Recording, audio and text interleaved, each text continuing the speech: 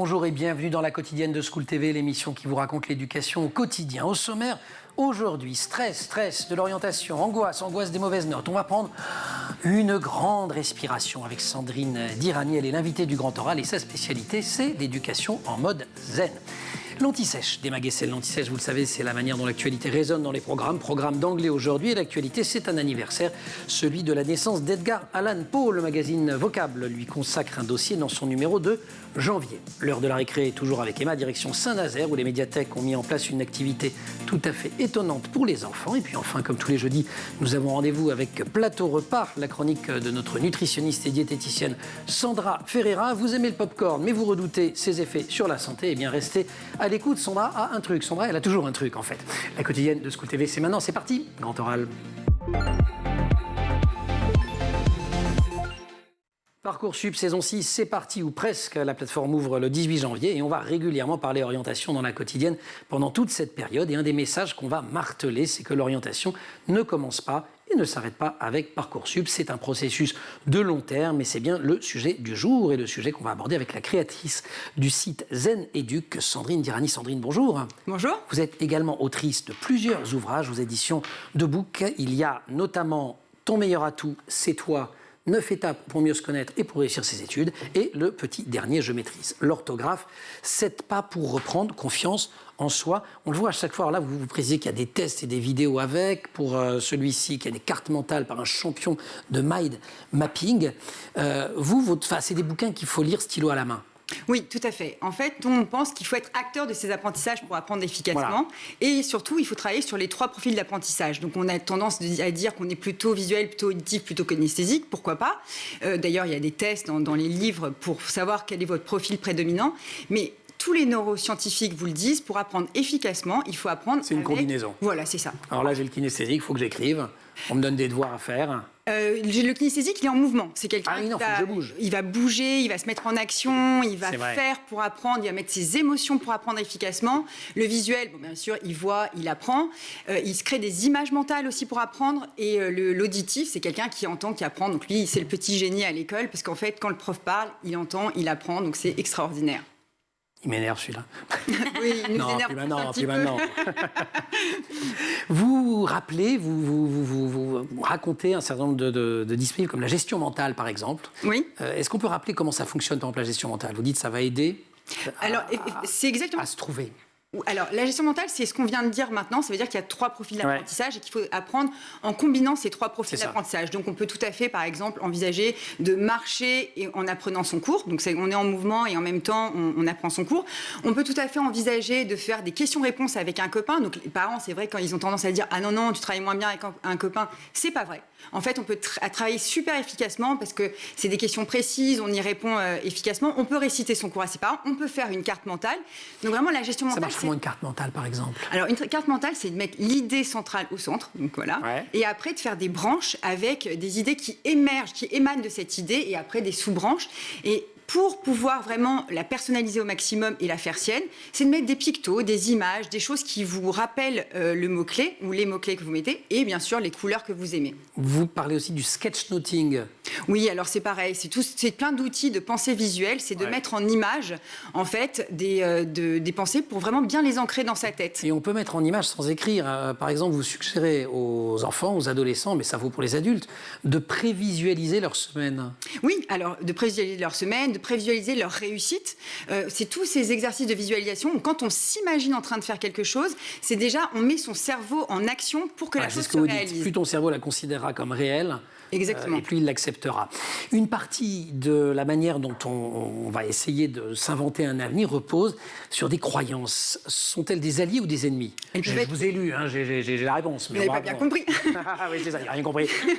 Non, alors il y a les deux. En fait, on a des croyances, et c'est très bien, parce que c'est comme ça qu'on se construit, sur des valeurs, sur des croyances. C'est ça qui crée notre colonne vertébrale.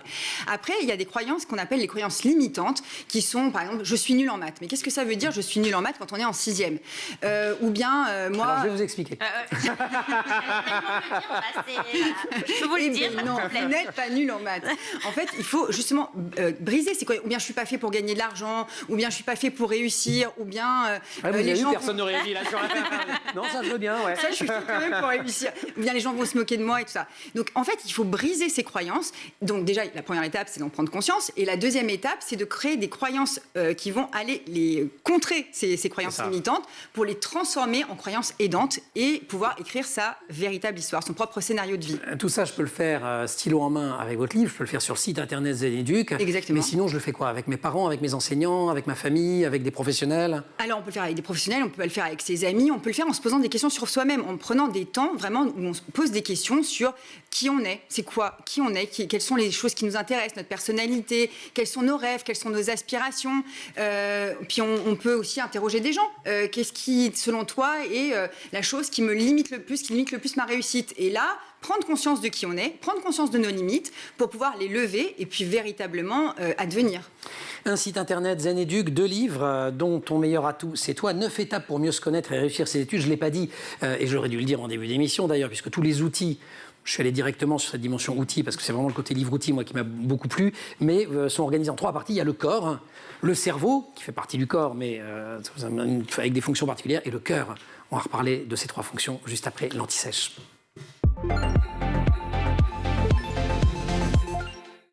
Emma, bonjour. Bonjour Emmanuel. Les maths? Non, non, je les maths, non. L'anti-sèche, la manière dont l'actualité résonne dans les programmes. 19 janvier, et c'est un 19 janvier 1809, pour être extrêmement précis, que naît Edgar Allan Poe, et le magazine Vocable, qu'on aime énormément, lui consacre un dossier dans son numéro de janvier. Eh oui, et je vous avais encore jamais parlé de Vocable. Donc voilà, je suis heureuse de pouvoir le faire. C'est un magazine qui permet aux élèves de progresser en anglais. C'est un mensuel. À l'intérieur, vous trouvez des articles en anglais, des journaux anglophones, de l'actu internationale, avec à chaque fois des mots de vocabulaire expliqués, mais aussi de la culture, de l'histoire. Et donc, il y a une rubrique Une plume à la loupe. Et pour le mois de janvier, c'est donc Edgar Allan Poe, auquel le magazine a choisi de consacrer un portrait. Edgar Allan Poe, un des écrivains américains les plus influents du 19e siècle. Il a fait plein de choses, d'ailleurs. Il a fait plein de choses. Critique, auteur, poète, journaliste, éditeur. Tout à fait. Et il est souvent présenté comme le père du genre policier et de la science-fiction. Alors, il naît en 1809 et le début de sa vie est marqué d'emblée par un drame.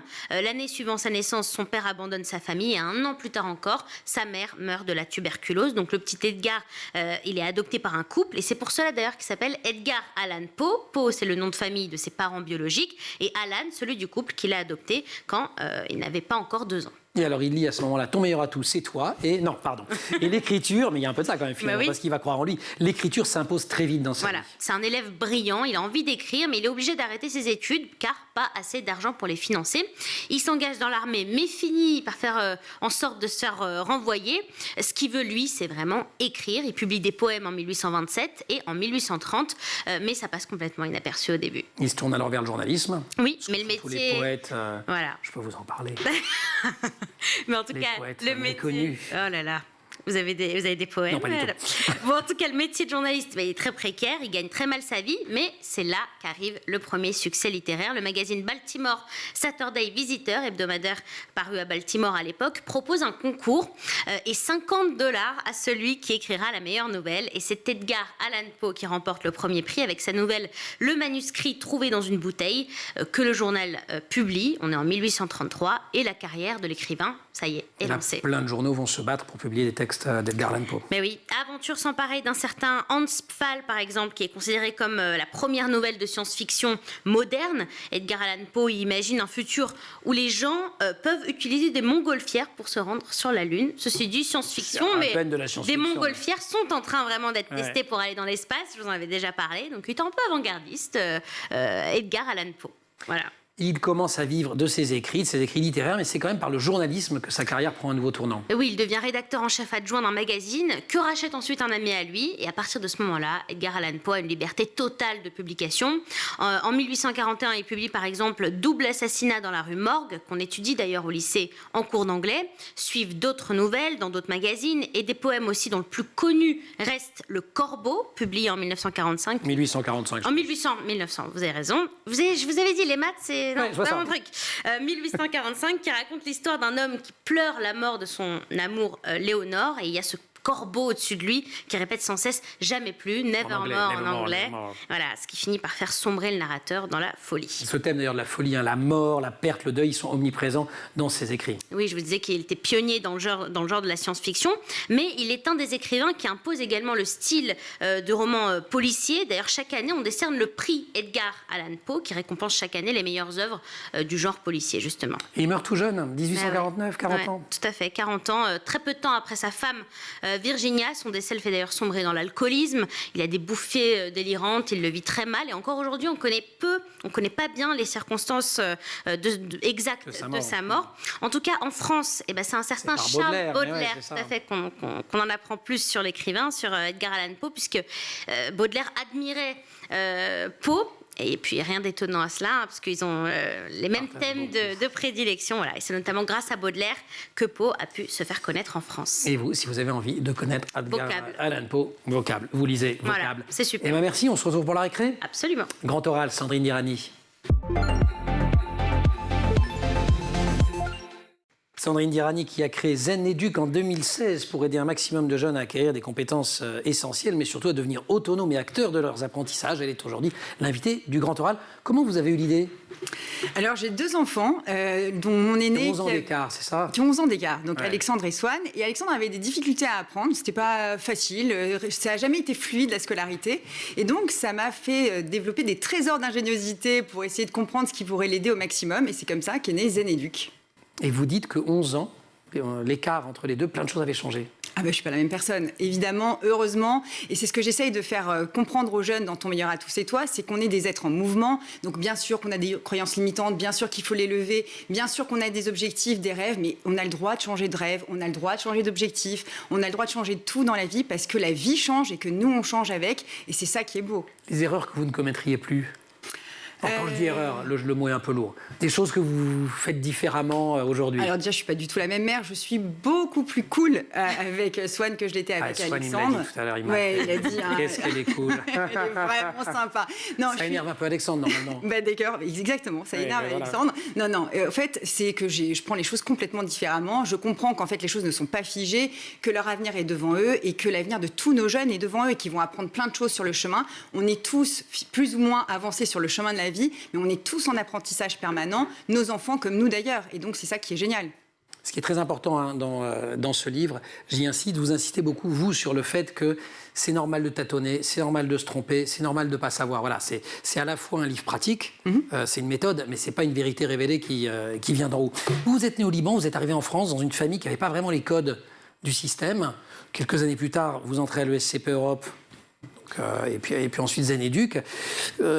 Comment ça s'est passé, vous, justement, votre éducation ? Qu'est-ce qui vous a donné cette confiance ? Alors, je pense que j'ai été vraiment aimée par mes parents et qu'eux-mêmes avaient vraiment confiance en moi. Donc, ça m'a... Enfin, je pense que quand on a des racines solides, on peut avoir des ailes. Et je pense que j'ai des racines vraiment solides. C'est des gens qui ont des valeurs fondamentales extrêmement importantes, dont l'éducation, dont l'apprentissage, dont le fait d'évoluer tout au long de sa vie. Et je pense que même aujourd'hui, quand j'ai Zen Éduc, d'ailleurs, je déjeunais chez eux à midi, et c'est les premiers auxquels j'ai offert le livre Zen Éduc, et je leur ai dédicacé parce que, en grande partie, je leur dois cette réussite. Que dirais-tu de choisir un scénario de vie gagnant, écrivez-vous dans le livre. Vous avez fait comment ? C'était quoi votre scénario gagnant ? La liberté. Je pense que mon scénario de vie, c'était justement de m'affranchir de beaucoup de codes et de comprendre ce qui était important pour moi. Donc, j'ai fait des choses très carrées, c'est-à-dire que je suis sortie, j'ai eu mon bac avec mention bien. Après, je ne savais pas ce que je voulais faire, donc forcément, j'ai fait la voie royale, j'ai fait une prépa, puis j'ai fait le SCP, puis j'ai fait le BCG, parce que je sais Boston Consulting Group. Voilà, Boston Consulting Group, un cabinet de conseil en stratégie, parce que je savais... Enfin, des grands cabinets mondiaux. Exactement, parce que je ne savais toujours pas ce que je voulais faire. Et après, je me suis toujours ouvert des portes. Et je pense que quand on cherche, justement, on demande aux jeunes de découvrir leur voie avec Parcoursup quand ils ont 16, 17, 18 ans, c'est une aberration, parce qu'en réalité, on va trouver ça bien plus tard. Moi, j'ai commencé à savoir ce que je voulais faire vers 35 ans. Aujourd'hui, je peux dire que je suis alignée avec ce que je fais. Mais pendant très longtemps, j'ai appris plein de choses, je m'éclatais dans ce que je faisais, mais je n'étais pas forcément totalement alignée avec ce que je faisais. C'est un peu quand même un discours de bon élève aussi, ça, parce que Vous pouvez le dire aujourd'hui, mais parce qu'en même temps, vous aviez des bonnes notes, vous faisiez de belles études et il n'y avait pas une pression terrifiante. Je trouve que c'est presque l'inverse, parce qu'en fait, en étant bonne élève, j'aurais pu continuer dans cette voie qui était toute tracée, continuer au Boston Consulting Group et devenir partenaire un jour et ne pas me poser ce genre de questions. Et un jour, j'ai tout abandonné. Les gens disent pour gagner 2 fois moins. Moi, c'était pour gagner 0 et pour investir dans une boîte. Mais parce que c'était vraiment, je croyais en ce sujet de l'éducation, je continue à croire au sujet de l'éducation, je continue à croire qu'il y a une pépite en chacun de nous et qu'il s'agit de la révéler. Et donc, qu'on soit super bon élève, on va avoir certains atouts, certaines compétences que d'autres n'ont pas, mais un élève qui n'est pas scolaire a forcément plein d'autres talents, plein d'autres compétences. Il faut aller les chercher. Il faut juste aller les découvrir et les développer. Sandrine Dirani, invitée du Grand Oral pour Ton meilleur atout, c'est toi, 9 étapes pour mieux se connaître. Et puis on en dira quelques mots dans quelques instants après la récré. Je maîtrise l'orthographe, 7 pas pour reprendre confiance en soi. Il y a toujours cette notion de confiance qui est centrale dans votre propos. Centrale. La récré.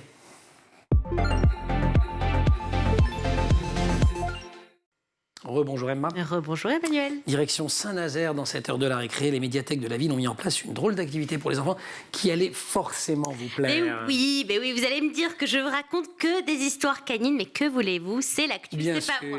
Donc, tout à fait. Donc depuis la semaine dernière, dans les médiathèques de Saint-Nazaire, on propose aux enfants... une passion pour les chiens. Une activité. Si je viens d'avoir un petit chien, je suis fan, j'adore. Si à 35 ans, vous la retrouvez... avec un truc qui a un lien avec les chiens. Elle aura trouvé sa voix. Oui, c'est pas un hasard. Non, peut-être pas à ce point quand même, mais en tout cas oui. Mon petit chien, je l'adore. Donc, dans les médiathèques de Saint-Nazaire, on propose une activité de médiation animale aux enfants. Alors, qu'est-ce que c'est que la médiation animale ? En fait, les enfants font la lecture à XO. C'est un chihuahua, mais attention, pas n'importe quel chihuahua, puisque c'est un chien qui a été dressé par une médiatrice animale. Elle met en relation l'homme et l'animal dans le but d'améliorer. C'est XO, là, qu'on voit à mais l'antenne. oui, il y en a 3 petits chiens. Il y a 3. Ils s'appellent XO tous les 3. Alors non, mais il y en a un qui s'appelle XO. Je ne sais pas lequel est XO, mais il y en a 3 et ils se... Génial. Voilà. Je vous ai interrompu. Donc la médiatrice animale... Voilà, met en relation l'homme et l'animal dans le but d'améliorer le bien-être psychologique, physique ou même social des personnes accompagnées, en l'occurrence là, des enfants. Et donc c'est quoi les bénéfices, les bienfaits de lire avec un chien ? Pour les tout-petits, ça permet déjà de s'entraîner à lire à voix haute face à quelqu'un qui ne nous juge pas. Parce que quand on lit face à des parents, ils peuvent vite s'agacer si on ripe sur un mot, si on n'y arrive pas. On va porter un jugement, alors que le chien, lui... il jugera jamais. Ils sont géniaux, nos amis les chiens. Et mine de rien, les enfants progressent. Et les premiers ateliers, d'ailleurs, ont été un franc succès. Les parents sont ravis, les enfants aussi. Ils se prêtent au jeu super facilement. En plus, le chien est adorable. Tout ça, c'est fait dans la bienveillance. Le chien rend l'ambiance apaisée et chaleureuse. On peut le caresser et tout. C'est super. Donc, ça nous intéresse. Donc, si ça vous intéresse, les médiathèques de Saint-Nazaire, ça se passe donc, dans les 2 médiathèques. C'est une fois par mois. Donc là, en janvier, c'est fini. Le prochain, ça sera le 11 février. Voilà. Vous n'avez pas posé une journée le 11 février? C'est possible que je pose une journée. Vous vous rendez compte, lire à un chien, mais ça doit être hyper apaisant. Moi, j'adore lire. Non, je ne sais pas, mais c'est pas mal. Pourquoi pas? C'est apaisant, oui. Pourquoi pas? Pourquoi pas? Voilà. Merci beaucoup, Emma. Sandrine Dirani, Zénéduc, le Grand Oral. Ton meilleur atout, c'est toi, c'est The Book, le site internet Zénéduc, et donc un deuxième livre qui vient de sortir et qui porte sur l'orthographe. Tout cela pensé et produit par Sandrine Dirani, invitée du Grand Oral. Vous écrivez dans Ton meilleur atout, c'est toi, vos rêves. Alors je sais plus, c'est vous qui l'écrivez d'ailleurs aussi, c'est dans la préface. Vos rêves sont le moteur de vos vies et ce sont eux qui façonnent le monde, les rêves. Qu'est-ce qu'on fait quand on n'a pas de rêve? Qu'est-ce que vous dites à des parents ou des ados qui viennent vous voir en disant voilà. Alors, de façon Anna Karina dans le film de Godard, je ne sais pas ce que je veux. Alors je pense qu'il y a beaucoup d'ados qui n'ont pas vraiment de rêve ou qui ont plutôt l'impression que leurs rêves ne sont pas légitimes. C'est-à-dire qu'ils ont envie d'être rappeurs, c'est pas cool, ils ont envie de faire du skate, c'est pas cool. En fait, il y a plein de choses. Il s'agit de développer l'envie chez les jeunes et la motivation, l'élément même, le moteur qui est chez eux. Et après, ça va ou pas se développer dans la sphère de l'éducation, enfin de la scolarité, mais de toute façon, à un moment, ils vont trouver leur voie. Donc, si on... Et comment on apprend à se formuler des rêves alors ? Je pense qu'on a tous des rêves, mais que justement nos croyances limitantes font qu'on met un petit voile dessus en croyant que c'est pas les bons ou qu'ils vont pas être acceptés par la société. Mais il y a peu de personnes qui ont zéro rêve. Sinon, vous conseillez de faire des tests, vous en proposez un certain nombre. Il y a beaucoup de tests pour apprendre à se découvrir, à savoir qui on est. Sa personnalité. Exactement, sa personnalité. Il y a un test sur les drivers aussi. Exactement. Et à quoi on réagit? Voilà, exactement. C'est toutes les injonctions qu'on a eues quand on était jeune, qui, comme les croyances, ont un côté extrêmement positif, parce que c'est ça qui nous a construits, mais qui, à un moment, peuvent être un frein. Par exemple, soit parfait, soit parfait, soit parfait. On a l'impression que si c'est pas carrément parfait. On n'a pas le droit de lancer un produit sur le marché ou de montrer un ouvrage à ses parents, un écrit. Mon livre, je vous le dis tout de suite, il n'est pas parfait et il est pourtant. Et c'est comme ça. Et vous l'avez montré à vos parents? Et je l'ai montré à mes parents. Wow. Je me suis soignée. Quid de l'école? Est-ce qu'elle aide vraiment les jeunes? Moi, je pense que c'est un faux débat, le débat sur l'école. Je pense que l'école aide énormément les jeunes. Je pense que les profs aident énormément les jeunes. Je pense qu'aujourd'hui, il y a de plus en plus de jeunes par classe, qu'il y a aussi beaucoup d'outils. Les profs n'ont pas forcément tous les outils, même s'ils ont l'aspiration d'avoir de plus en plus d'outils, d'où la nécessité d'ouvrir le maximum de formations pour les profs qui sont vraiment férus de tout ça, qui sont en demande. Et je pense qu'il faut vraiment aider les professeurs en tant que parents et faire un travail collaboratif, prof-parents, pour... On est tous embarqués dans la même galère, c'est ça, dans le même en sens. fait. Exactement. On est sur le même bateau. Je le citais en début d'émission, c'est la période Parcoursup, donc ça concerne qu'une minorité des jeunes, mais enfin c'est quand même à chaque fois une génération qui rentre dans ce parcours. Période de stress, le stress, c'est pas toujours bon. Alors vous distinguez plein de types de stress en disant déjà si on arrive à identifier l'origine la forme de stress qu'on a, ça va aider. Il y a le stress de fuite, le stress de lutte et le stress d'inhibition. Oui, tout à fait. Bon, alors ça, c'est différentes formes. C'est notre réaction par rapport au stress. Mais de toute façon, il y a un stress positif et un stress négatif. Il y a le stress positif qui est le stress du cerveau, en fait, automatique, qui vous indique quand il y a un danger. Et donc ça, c'est quand même super positif. Et après, il y a le stress qui inhibe, qui fait qu'on n'avance plus. Et ça, pour le coup, c'est plutôt un stress négatif. Donc il faut justement réussir à prendre les éléments le message de stress que le cerveau nous envoie pour dire... Ce que vous faites là pour dire que c'est dans la partie... Et dire, OK, il y a un danger, et puis venir vers le préfrontal pour s'interroger sur les sources de ce stress. Est-ce qu'il est réel? Est-ce qu'on se l'invente? Comment le dépasser? Comment trouver des moyens pour oser des choses? C'est ce que je dis d'ailleurs dans Ton meilleur à tous et toi. Il faut oser en limitant le risque. C'est pas se dire, voilà, demain, moi, je veux devenir chanteur et je vais tout abandonner pour être chanteuse, parce que vu ma voix, il faudrait mieux pas. Mais je peux travailler dans l'univers de la musique, je peux faire plein de choses qui me permettent de réaliser ma passion tout en limitant le risque. Voilà. Nouveau livre, je le disais, sur l'orthographe. Pourquoi ? Parce que j'ai tous les jours des parents extrêmement démunis face au niveau d'orthographe de leurs enfants. J'ai tous les jours des salariés qui en pleurent parce qu'ils ont perdu confiance en eux. Ils ont l'impression d'avoir un plafond de verre, d'avoir des difficultés d'embauche, d'avoir des difficultés aussi dans la promotion, dans la progression de carrière. Et que c'est inadmissible parce qu'en fait, quand on a mal au dos, on va chez le médecin et on prend des médicaments. Quand on a un problème en orthographe, on se forme et on répare en quelques heures des difficultés orthographiques. Donc c'est une méthode... Alors, je l'ouvre juste pour montrer, c'est pas traumatisant. Non. Non. Voilà. Alors, dès que ces années éduquent, le but, c'est que ce soit que ce soit le moins traumatisant possible. Il y a beaucoup de couleurs, beaucoup de schémas. Bon, il y a quand même des schémas, il y a quand même des trucs à apprendre. Oui, mais c'est sur le même principe du rigoureux grammaire, quoi. Oui, c'est très rigoureux, c'est la vraie grammaire. Mais on n'utilise pas de mots barbares. Plutôt que de dire complément circonstanciel de lieu, de manière, de temps, ce qui ne veut pas dire grand-chose pour les gens, on dit, on ferme les yeux, on visualise la scène, qui est là, où, quand, comment, pourquoi. C'est la même chose, sauf qu'on ne met pas de mots barbares. Merci beaucoup. Vous restez avec nous, Sandrine ? Oui. On va essayer de rester zen aussi en mangeant des pop-corn, ça vous va ? Parfait. Super. Emma, pas de pop-corn. Non. Oh, je suis privée de pop-corn. Plateau repas. Merci quand même. Merci.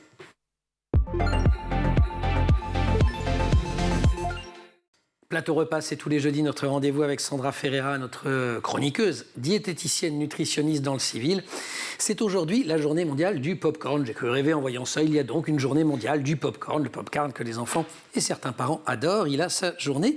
Sandra, bonjour. Bonjour. Pourquoi cette journée mondiale du popcorn ? Alors déjà, surtout, qui a lancé cette journée du popcorn ?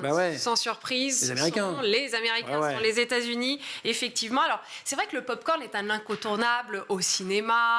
Lors d'un bon film à la maison, on sort les popcorn, c'est assez sympathique. On peut aussi le retrouver à l'apéritif, lors d'anniversaire. Et pour la petite légende, quand même, comment est apparu le popcorn ? Ça veut dire quoi, popcorn ? On va traduire. Ah bah oui, alors popcorn, corn, maïs, pop, éclaté. Donc un maïs popcorn, qui a éclaté, voilà, tout simplement. Popcorn, il est là parce que là, c'est du popcorn que j'ai fait éclater justement avant de venir. Alors d'après la légende, justement, comment il est arrivé ? Alors il paraîtrait qu'un riche fermier du nom de Gonzalo Quadré aurait fait sécher un excédent de maïs, comme ça, hop, et d'un coup, un jour de grand soleil, il a entendu des bruits comme ça, de crépitement, tac, tac, tac, tac, ça sautait partout, et il a goûté. et il a trouvé ça bon, et il a commercialisé. Voilà, le popcorn est né comme ça. Et puis, à la fin du 19e siècle, là, c'est Charles Cretors, un confiseur américain, qui a inventé à Chicago une machine à vapeur, vous savez, là, ambulante, à faire le popcorn. Et bien, du coup, il a transformé son maïs en popcorn un peu partout et ça s'est répandu aux États-Unis. Et maintenant, on en consomme désormais un peu partout, dans les cirques, par exemple, les fêtes foraines ou les cinémas, ou aujourd'hui chez School TV. Et ouais. Mais c'est bon pour la santé, ce truc-là. Oui. J'étais persuadée que vous alliez me dire que non. Bah, c'est de ça dont je voulais parler tout de même. C'est vrai que c'est associé souvent au grignotage. Bah oui. Et on le disait bien juste avant, il faut éviter effectivement de favoriser le grignotage. Mais le popcorn, c'est pas si mauvais que ça. Sauf celui qu'on retrouve au cinéma ou l'industriel à mettre au micro-ondes, qui est bourré d'additifs. Mais oui, vous nous avez fait des chroniques pour dire que c'était nul. Alors, attention de tout ce qui est industriel. On va retrouver dedans, par exemple, du diacétyl, un joli mot pour dire que ça donne le goût du beurre au popcorn. On va trouver dedans des huiles hydrogénées. Et c'est toxique. Toxicité neurologique. Toxicité neurologique, voilà. Ah, quand même le doigt comme ça. Avec le doigt comme ça. C'est pas bien, là. Non, c'est pas bien du tout. C'est pas zen. C'est pas bon, ça. Les huiles hydrogénées aussi qui se trouvent dedans. Attention, ça, c'est les maladies cardiovasculaires. Les maladies cardiovasculaires avec le petit doigt. La meilleure façon de consommer du popcorn, c'est de le consommer fait maison. Juste du maïs qu'on va faire sauter. C'est riche en fibres, c'est riche en antioxydants. Ce sont des petites molécules qui ralentissent le vieillissement des cellules. C'est peu calorique en plus. C'est génial. Et alors là, je peux mettre plein de sucre ou de sel et tout ça, et de beurre. Non, voilà, faut faire attention. Je savais qu'il y aurait un truc. Oui, attention à pas doser. Ce qui est bon, c'est le maïs dans l'histoire. C'est ça, en fait. C'est du maïs, voilà. Ouais. Sauf qu'il est éclaté, tout simplement. Là, une recette idéale, ça, vous achetez, voilà, c'est ça. Ça, c'est du maïs à éclater, parce qu'il faut une certaine espèce de maïs. Vous verrez, vous achetez maïs à popcorn, maïs à éclater. Et tout simplement, avec un peu d'huile de tournesol, vous faites sauter dans votre poêle et point final. Là, j'ai juste mis du sel en plus parce que je trouve que c'est plus sympa. On peut rajouter. Moi, je vais pas vous faire manger pendant que vous faites une chronique. Là. Mais on peut rajouter un petit peu de beurre, un peu de sucre si vous voulez, mais juste un peu de sel comme ça et c'est parfait. Les enfants adorent. Génial. Donc en fait, c'est une collation saine pour les enfants. Mais, oui, en fait. D'accord. Mais pas en grignotage, si. Alors, faut pas que ça devienne un grignotage, effectivement, mais ça peut être une collation à 4 heures. Du point de vue nutritionnel, je rappelle quand même qu'il apporte en plus ce popcorn du manganèse, 56% des apports journaliers recommandés, c'est-à-dire quand même plus de la moitié pour 100 grammes, du magnésium, du phosphore, du zinc, du cuivre, de la vitamine B3, B6, tout ça c'est bon pour le système nerveux, donc c'est pas rien. Les polyphénols qu'il contient, j'explique. Les polyphénols. Non, là, c'est sympa. Ça, c'est plutôt polyphénols. Les polyphénols qu'il contient sont très bons pour la santé. Ce sont des molécules c'est des antioxydants. qui ralentissent. Oui, ce sont des antioxydants qui ont tendance à ralentir le développement des mauvaises cellules et donc qui ralentissent le risque de développer un cancer. Je voudrais que vous articuliez, mais très attentivement, la phrase d'après là. Allez-y. Une étude réalisée par des chercheurs de l'université de Scranton, avec mon superbe accent, en Pennsylvanie, a d'ailleurs montré que le popcorn contenait davantage d'antioxydants que les fruits et les légumes. Une bonne raison de ne plus se priver de popcorn, à condition de le préparer soi-même. Ça, vous l'avez compris, Emmanuel. C'est génial. Il n'y a même pas un point négatif, alors? Si, il y a les 2 petits points négatifs. Ah, je vous retrouve. Quand même. Quand même. Le premier point, vous allez voir, ils sont tout petits. Le premier point, oui, allez-y, mangez cette Non, je sais que je vais éviter un cancer. Attends, moi aussi. Oui, en tout cas, et moi, je mange, c'est comme si je mangeais des légumes verts. Pas tout à fait. Alors, justement, selon une étude de l'université de Scranton, Pennsylvanie, je suis en train de manger un brocoli. Sauf qu'arrive, mais de points négatifs, sous prétexte que vous avez écouté cette chronique, il ne faut pas se dire je peux manger du popcorn à tout va. Le but n'étant pas de favoriser le grignotage chez nous et chez les enfants. Donc attention, il ne faut pas quand même exagérer. Et le deuxième point négatif, et c'est une mise en garde très très importante, parce qu'on a eu malheureusement des cas d'étouffement. Le popcorn est déconseillé aux enfants de moins de 5 ans, parce qu'il y a un risque de fausse route, voire d'étouffement. Ça quand même, il ne faut pas oublier. Génial. Voilà, bon popcorn. Bon, mais formidable. Moi, c'est pas du grignotage, je suis au travail, donc c'est ça, je suis bien obligé. C'est une obligation professionnelle. Vous aussi, parce qu'il faut faire un invité sympa. Comme ça, je rappelle que vous avez publié Ton meilleur atout, c'est toi, 9 étapes pour mieux réussir, pour se connaître, mieux se connaître et réussir ses études. Le petit dernier, une grammaire un peu pas comme les autres, je maîtrise l'orthographe, 7 pas pour reprendre confiance en soi. Et puis on va sur le site internet Zen Educ. Tout à fait. Merci Sandrine de nous avoir accompagnés. Sandra, merci beaucoup pour la recette des pop-corn. Je ne voudrais pas que vous grignotiez trop, donc je gère. Oui, c'est ça. Voilà. Merci beaucoup à vous. Merci évidemment à toute l'équipe. Colline Hamel au maquillage, Marine Plantec à la préparation de l'émission qui en régie était assistée aujourd'hui par Laura Girard et Louise Merlin pour le son, Romain Luc pour la réalisation. Vous restez sur School TV et vous nous retrouvez Fausse Route. Oui, et vous nous retrouvez en permanence sur Internet et sur les réseaux sociaux.